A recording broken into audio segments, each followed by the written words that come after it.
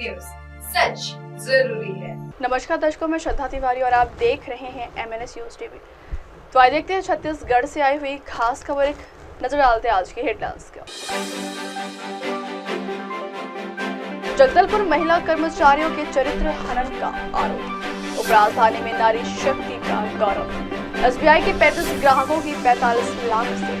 तो आइए देखते हैं जगदलपुर से आई हुई रिपोर्टर निखिल देवांगन की खास खबर। महिला कर्मचारियों के चरित्र हनन का आरोप। बस्तर संभाग मुख्यालय जगदलपुर में रविवार को स्वास्थ्य कर्मचारियों के एक धड़े ने प्रेस वार्ता ले स्वास्थ्य कर्मचारी संघ के जिला अध्यक्ष अजय सिंह परिहार पर गंभीर आरोप लगाए।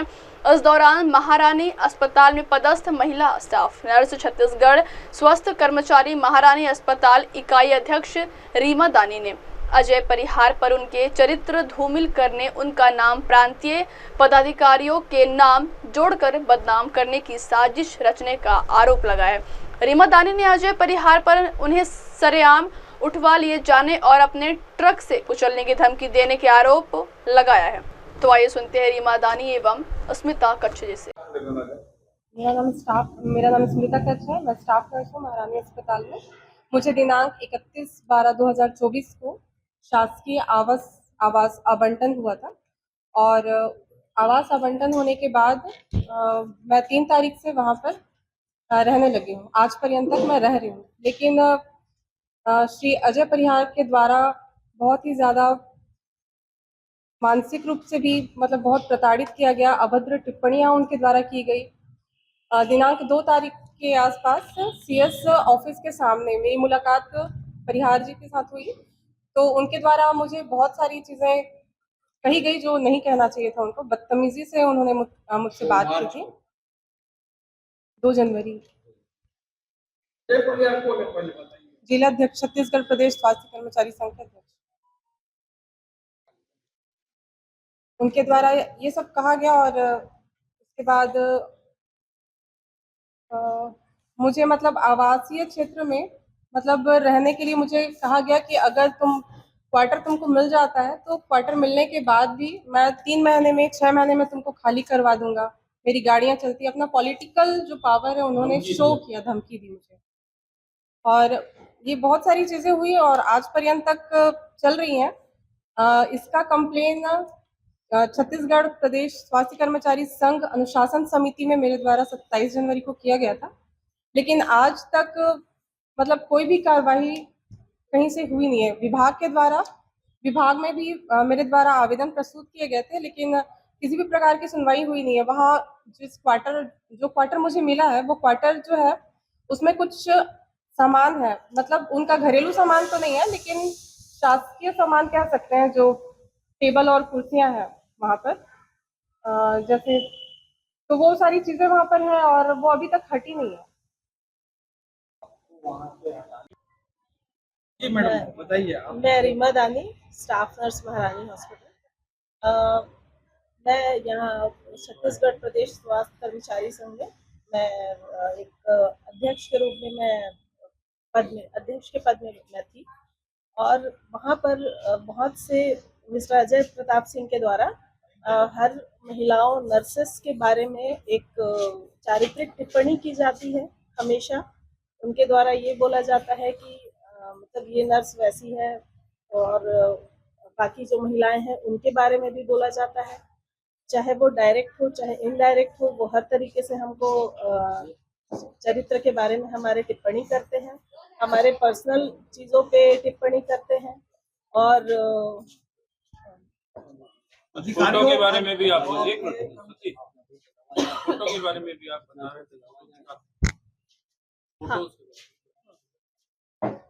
इनके द्वारा प्रांत में फीमेल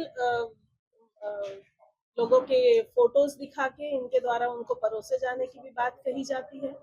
अधिकारियों को दबाव देते हैं, ये हमारे ट्रांसफर के लिए हमारे ड्यूटीज में इंटरफेयर करते हैं। और रिटन कंप्लेंट आपने की है तो कहाँ की? हाँ, हमने की है, पुलिस थाने में की हुई है, और वहाँ से जांच के लिए भी हमारे अधिकारियों के पास आया है, जिसमें हमने अपने बयान लिखित में दिए हुए हैं। और क्या चाहते हैं?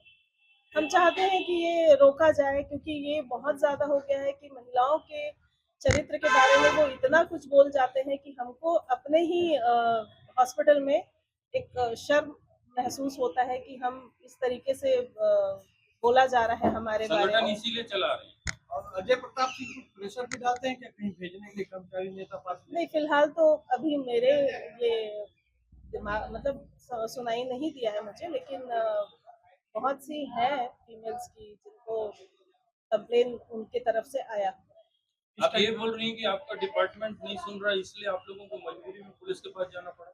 हाँ, ये बोल सकते हैं, क्योंकि हमने बहुत जगह कंप्लेन दिया हुआ है इसके बारे में।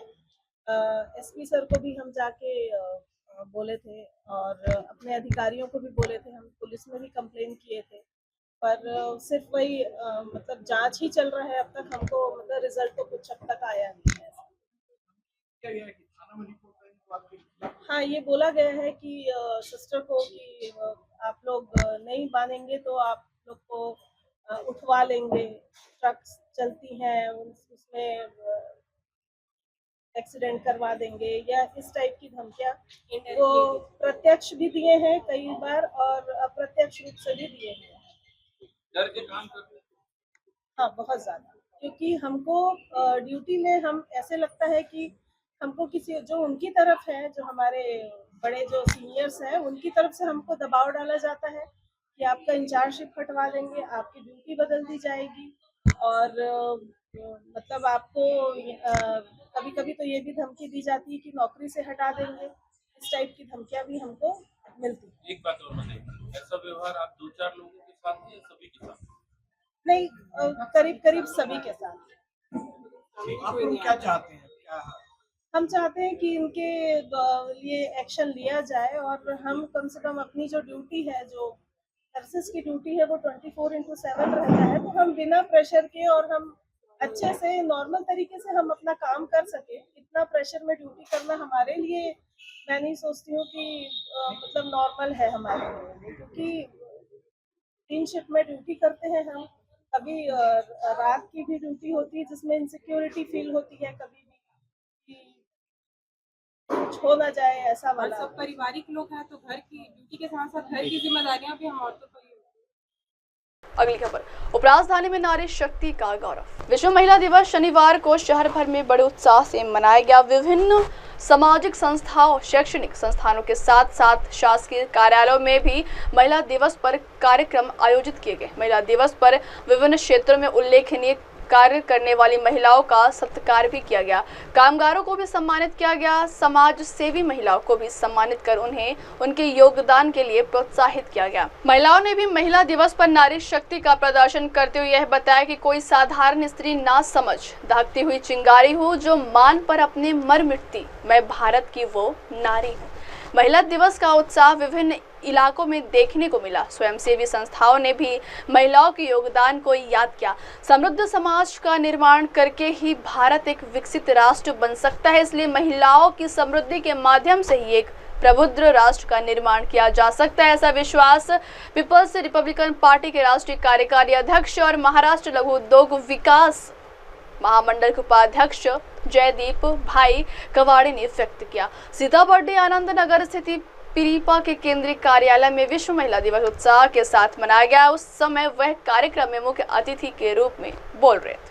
अगली खबर, एसबीआई के 35 ग्राहकों की 45 लाख से ठग। एसबीआई बैंक के ग्राहकों को 45 लाख रुपए से ठगने का नया मामला सामने आया। इस मामले में पुलिस ने 3 आरोपियों के खिलाफ मामला दर्ज किया है। आरोपियों ने कस्टमर केयर सेंटर के जरिए फिक्स डिपॉजिट करने पर ज्यादा ब्याज मिलने का झांसा ग्राहकों को दिया था। इसके लिए बैंक को लोगों व अन्य फर्जी दस्तावेजों का इस्तेमाल किया गया। इस मामले में 5 पावली थाने में 3 आरोपियों के खिलाफ प्रकरण दर्ज कर एक आरोपी को गिरफ्तार किया गया। शनिवार को दोपहर अवकाशकालीन अदालत में पेश कर उसे पुलिस रिमांड में लिया गया। शेष फरार आरोपियों की तलाश जारी है।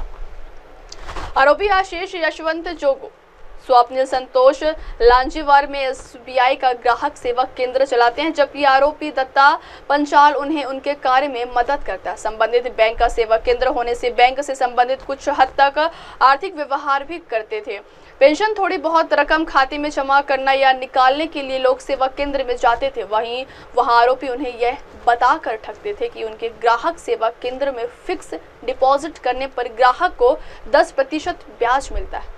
गुस्साए ग्राहकों ने हंगामा खड़ा किया है। मामला थाने पहुंचा। घटित प्रकरण की पुष्टि होने पर आरोपियों के खिलाफ 5 पावली थाने में प्रकरण भी दर्ज किया गया। अब वक्त हो चला दर्शकों ब्रेक का। ब्रेक से लौटने के बाद देखिएगा देश और दुनिया की तमाम बड़ी खबरें। बने रहिए हमारे न्यूज़ टीवी पर। नमस्कार।